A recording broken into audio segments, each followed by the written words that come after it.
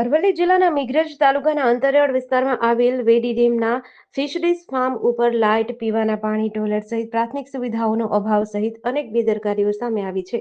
અગાઉ પણ વેડી ડેમના ફિશરીઝ ફાર્મ ઉપર લગાવાયેલ ઇન્ડસ્ટ્રીયલ વીજ મીટરનું બિલ વેડી ફિશ ફાર્મના જીઆઈએસએફ સિક્યોરિટી ગાર્ડ પાસે ભરાવ્યું હતું અને ભરેલ બિલના નાણાં ગાર્ડે પરત માંગતા વીજ બિલ બાબતે મારી સાથે વાત નહીં કરવાનું ઉચ્ચ અધિકારીએ ઉદ્ધત જવાબ આપતા ગાર્ડ દ્વારા આ બાબતે ઉચ્ચ કક્ષાએ લેખિત રજૂઆત કરવામાં આવી છે. તેમજ વેડી ડેમના ફિશ ફાર્મની રિયાલિટી ચેક કરતા વેડી ડેમ ઉપર અને ફિશ ફાર્મ ઉપર લાઇટ માટે લગાવેલ લોખંડના એક પણ થાંભલા ઉપર એલઈડી બલ્બ કે લાઇટ ન હોવાથી રાત્રે આ સંવેદનશીલ વિસ્તારમાં આવેલ ફિશ ફાર્મ ઉપર અંધકારમય વાતાવરણ રહેતા ત્યાં નોકરી કરતા કર્મચારીઓ અને ગાર્ડને સતત ભયનો માહોલ રહે છે.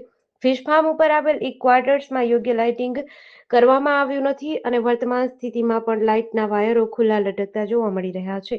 આ વિસ્તારમાં અગાઉ પણ 3 જેટલા મર્ડર થયા છે. ત્યારે અહીં પ્રાથમિક સુવિધાઓ પૂરી પાડવામાં આવે તેવી માંગ ઉઠી છે.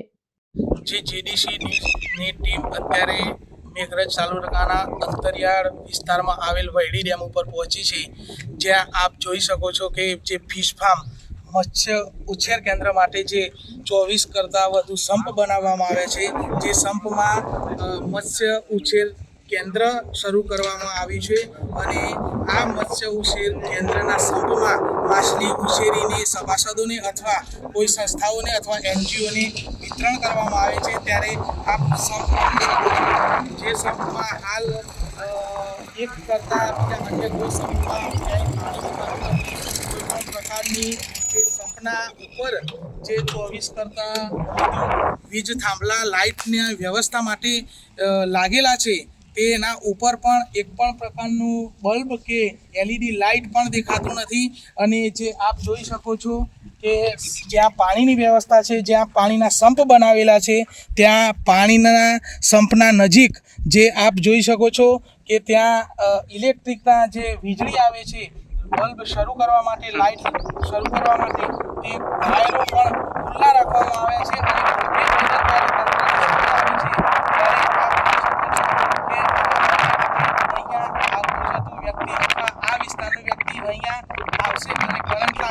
તો તેના માટે જવાબદાર કોણ રહેશે?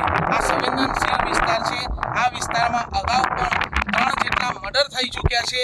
તેમ છતાં તંત્ર દ્વારા આ વિસ્તારમાં કોઈ પણ પ્રકારની લાઇટની કે અન્ય કોઈ પણ સારી એવી વ્યવસ્થા કરવામાં આવતી નથી.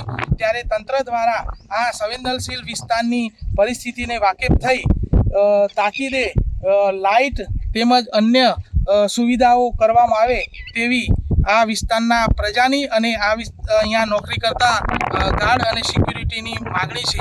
આશીષ વાળંદ, જીડીસી ન્યૂઝ, અરવલ્લી.